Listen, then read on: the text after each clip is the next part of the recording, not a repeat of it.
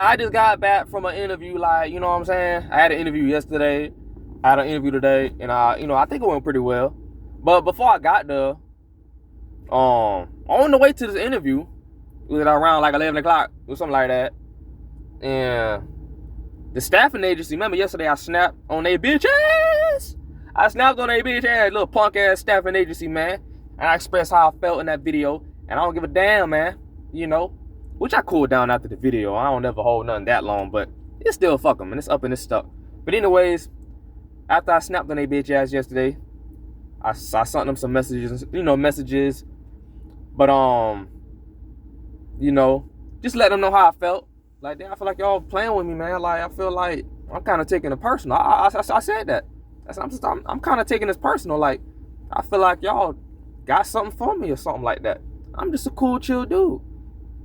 And they just responded back, oh no, but this and that, we just had a misunderstanding, blah blah blah, And it probably was a misunderstanding. I give them the benefit of the doubt. But when things happen back to back, and it's just like, I start to side at it, like, I don't know. Like, y'all looking kind of suspect. But anyways, hash that out. I told them too, like, I was like, hey, I'm writing y'all a bad review on Google. I told them straight up in the text message. I said, I'm writing a bad review on Google. Send me the link to y'all Google page. Y'all send me the link so I can take the time to write y'all a bad Google review. I'm not even going to look for it myself. I want y'all to send it. So, you know what I'm saying? But I didn't actually go do it. Like I said, I was just, infuriated in the moment. And sometimes you say things and you do things in the moment or whatever. But I didn't crash out to where I burnt my bridges. As long as you don't go in there and put your hands on nobody or threaten to shoot up the goddamn place, they'll still work with you and try to find you something. Because they probably genuinely feel bad. Like, damn, man. They understand the everyday people out here. You go through situations, you deal with things, you're looking for a job, things didn't go your way, you're going to lash out. So that's understandable, man. You shouldn't get mad at somebody for feeling mad about the situation. They probably got to justify a reason to feel fucked up. But I didn't crash out. I ain't do nothing too disrespectful. But it's still fucking. But anyways, I brought them up to say, on the way to this interview that I just got out of for some security thing, they pretty much gave me a job. The staffing agency gave me a job. Like, they send text messages and saying, we have a position for this and that, blah, blah, blah. Starts Friday. But this one is overnight. And I was like, damn, because a lot of the security gigs, from what I'm seeing, they provide jobs that's overnight. Like graveyard shifts. Anything you can get a second shift. But a lot of these jobs I'm seeing is like second and third shift, mainly third shift jobs. I did an interview yesterday with a security thing. It went pretty good. It went real good. And they took my name down and all that stuff, and they just got a little more processing to do, and then boom, you know what I'm saying? But it's like, now the staffing agency reached out. I guess they felt bad, and they provided me with a job to start Friday, and I'm kind of interested in it. It looked like cake. It looked like an easy walk in the park. Some cleaning shit overnight, boom, boom, boom. You know what I'm saying? The pay, about the same pay the security shit is offering. So I'm gonna just try to see if I can get a security job during the day or whatever that fit around my time. Because I'll do 2 jobs. I've been really contemplating on it for the longest, especially around this time of the year, and the fact that I want to catch up and get ahead financially. I don't mind doing 2 jobs. I'm young. I should be able to do it. I just gotta mentally brace myself for it. But it's not impossible. A lot of people got multiple jobs. Some of you watching, y'all do multiple jobs. You know what I'm saying? So it could be done, but it won't be something that I do forever. It'll be temporary. Like, I'll probably put up with it for like a month or 2, or maybe even longer than that. But as far as forever working 2 jobs, life is too precious, man. Life is trash, but it's precious. Y'all know what I'm saying? To be working 2 jobs forever, like, I ain't about to put all that burden on my back, But yeah. So this interview went pretty good. It was quick, in and out. They pretty much said they had nothing at the moment. And since I'm brand new to the security thing, they just got to pretty much put you where you can at entry level type shit. So, like, I can't go in there demanding I want this position, demanding I want that. And I ain't like that anyway. I'm humble. I don't even know nothing about this shit. This is all new to me. So I just take what they can give me just to get my feet wet, to get some experience under my belt. And I just gotta take what they have to offer. But right now, this particular one that I got an interview with today, they said they ain't really have nothing at the moment. But they said something could come through by tomorrow. They can come through before I even get back to the crib. You know what I'm saying? They just never know. But he said worst case scenario, he could hit me up around the holidays, and they'll probably have like a couple shift gig, like, you know, maybe working a couple days for the holidays or whatever, doing security or whatever. So like low risk security, because I'm doing unarmed security. Right now I don't really care to do no armed security and nothing like that. Like I said, I need my experience anyways. This is all new to me. And I've seen the comments or whatever. I see y'all saying, you know, it's best to get a trade, get a skill or whatever. And I took heed to that. That's why I even went and got the security classes done a couple weeks ago. Got my license, got my certification. You know what I'm saying? And it felt good, you know, going out there, setting a goal for yourself and going through with it and completing it. Like, it feels good. It gives you confidence to want to do other things. So it's just a start. I'm still aware I'm gonna have to deal with bullshit. I'm gonna have to deal with trials and tribulations, you know, and I'm still gonna make mistakes from time to time. But I'm out here trying to better myself and do what I gotta do. But yeah, man, nigga just trying to grind, man, and mind his own business. Like, I really just want to be left alone, for real.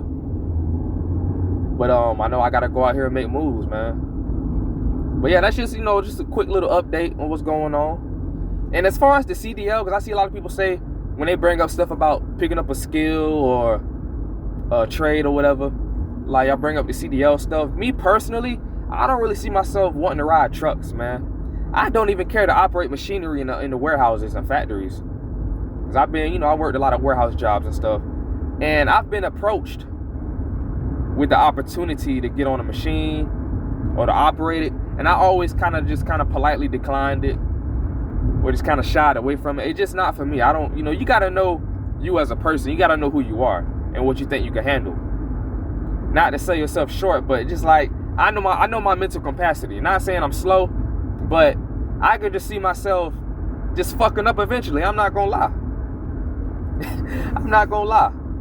Matter of fact, I don't think I ever talked about this. When the job that I was at for almost 3 years, during my time there, they tried to train me on I forget what machine it was. It wasn't a forklift, it was something else, like a high reach or some shit. It was something that come in and out the aisles at a pretty decent speed or whatever. And like with the steering wheel, you gotta pretty much turn it left for it to turn right, or push the steering wheel right for it to go left. I forgot what that machine is, man. I feel like I'm overcomplicating this shit. It's probably a simple ass name for it, but they tried to teach me to do it, right? And they was training us in groups. It was me and this other lady. This lady I was cool with, this Puerto Rican lady. I talked about her before in my coworker stories. She was the same lady that later on got mad at me for something because I was associated with a coworker that she had an issue with, and she called it like me betraying her because me and her were cool, or she called it friends. But I was cool with the other guy, whatever. I had nothing to do with what they had going on, but she got mad because I was apparently, you know, still cool with him, and she just lashed out on me or whatever. But you know, we got cool after that. You know what I'm saying? Mamacita know what it is. She know I got a good heart. Calm down, bonita. But anyways, it was the same lady. She in her 40s, you know, real pretty. And big booty. But anyways, but me and her was training at the same time. She didn't want to do the shit. She wasn't into the machines, kind of like me, but she a woman, so it was even more understandable. But we were just like, damn. But we did it.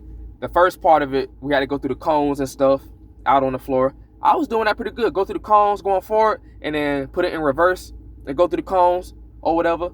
And we both was doing it. Like, you had to get on a machine and strap up, do the thing, hook the things to you and stuff like that. And then our trainer wasn't even taking it serious. He was like a, you know, like a younger white guy or whatever. He was cool, but as far as being a trainer, he wasn't taking his job serious. You know what I'm saying? He was barely paying attention to us. He was getting sidetracked and distracted and goofing around with other people while we training and stuff like that. So we were just like, whatever, man. And me and her were just talking off to the side like, man, we don't want to do this. You know what I'm saying? But I helped us out by fucking up, which I didn't mean to fuck up. Or did I? But I didn't mean to fuck up. So anyway, so after the Conan session, right? Now we had to do the test where we go through the actual aisles. You know, the warehouse have aisles and shit. Big warehouse. So I go first and I make it through like 3 aisles, right? I'm going in the aisles, going out the aisles, turning, going into the next one. I'm kind of like jerking the wheel a little bit. Pause. And because, you know, I'm still new to it, so you're kind of nervous or whatever. You don't want to make the wrong turn. So I go through, I'll never forget, it was aisle 18. I go into aisle 18, right? As soon as I get in the aisle, I go a little bit ways down, maybe 10 feet through the aisle on the machine. And then I just got to like panicking, like, I got to like, oh. And then, because like I said, the way the thing works is you got to turn it one way for it to turn the opposite way. So my mind just kind of like, it messed up. And then I tried to fix it, and then I just overdid it, and it just like, I ran right into the racks. Boom. It wasn't bad, but I did put a dent into the rack, so it was enough impact to cause, you know, some damage. But it wasn't too bad, but I did get drug tested. Long story short, they walked my black ass right up to HR. But it was out of love, you know. And it was funny because when I did it, when I crashed into the rack, one of the supervisors from the office, black dude, he was real cool. You know, he was cool with me and stuff. You know, he just happened to walk by. He walked by. I guess he was coming to talk to the trainer about something. And then, I did that shit. Boom. And then they said, you know, stuff happens or whatever. I ain't gonna lie, I felt disappointed in myself. Like, dang, man, such a fuck up. They were just like, no, you know, things happen, boom, boom, boom. You know what I'm saying? Trying to lighten the situation. And it probably wasn't that big of a deal, but I just felt bad, like, man. But after that, when that happened, it's like they didn't really care to like really train us no more for real. So we just went back to doing our regular position, which we wanted to do anyway. We didn't want to do the machine shit. So I helped out Bonita, my little mamacita, and we didn't have to do that shit, you know what I'm saying? So it's like my fuck up helped us, but that was just a little side story. But I never cared to operate machinery in the warehouses, so going back to the CDL thing with the trucks, I don't even care to be on the road with no trucks, man. I know they gonna train you and stuff, man, but it's like, me personally, I don't really care to hop in no big ass truck and be on the road. It's just not for me. It's just not for me, man. I know you can make good money, cause I got an uncle that do, you know, he ride trucks, but his is more local. Like, he don't really have to hit the road and the highways and all that. He kind of just ride trucks for his particular warehouse. But he made good money, man. And I feel like a job like that, I don't have kids or nothing like that, but if you like have kids and you in a marriage or something like that, you're gonna really have to break down and explain to your partner like what it is, because you could be on the road for several weeks at a time. I've heard months, especially if you traveling in and out of state, but that's more of like the more experienced trucking. That shit wild, man. But yeah, man, so I don't really care to do trucking, man. I don't really care for that shit. But I see that's like the go-to thing now. It's like most guys are recommending that. And I know, especially with me being like an introvert, that would be perfect in that sense, because you just kind of by yourself or whatever. But I feel like, man, just me personally, I don't think I would be able to really mentally deal with, you know, being on the road and having that responsibility of riding no big ass truck. Because all it takes is one mistake, one fuck up, man.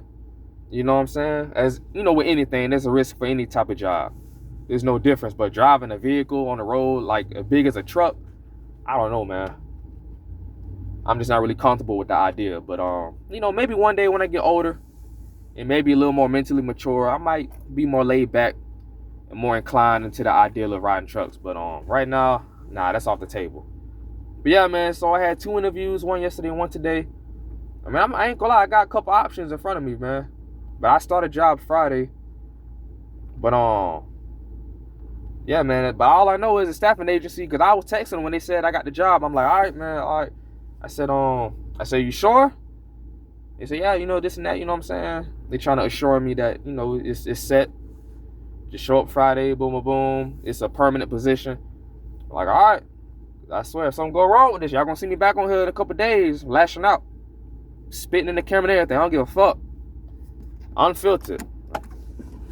Might even catch an assault charge. Might walk in that office and put hands and feet on people, man.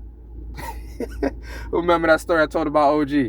A couple months ago, we started a little gig, and our first day, the dude was talking about, oh yeah, if you put your lunch in the break room, make sure you put it in the refrigerator. Don't leave it sitting out, because if you leave it sitting out, that's pretty much the same as it being a buffet. That means anybody can go through it. And OG, the older guy, you know what I'm saying? I had worked with him at another gig before. Older street guy, he was just like, man, I wish somebody would touch my food. Hands and feet. Hands and feet. Man, you know what I'm saying? He was going off, you know what I'm saying? But that was just a little inside joke. But yeah, hands and feet, man. Look, staffing agency, if the staffing agency fuck with me one more time, it might be hands and feet. But it ain't no need for it to even go there. But that's just, you know, to paint a picture of how frustrated they can make your ass, man. Y'all playing with people's time, man. But anyways, I'm gonna go ahead and end the video here, man. I gotta put some gas in the car. And till next time, man.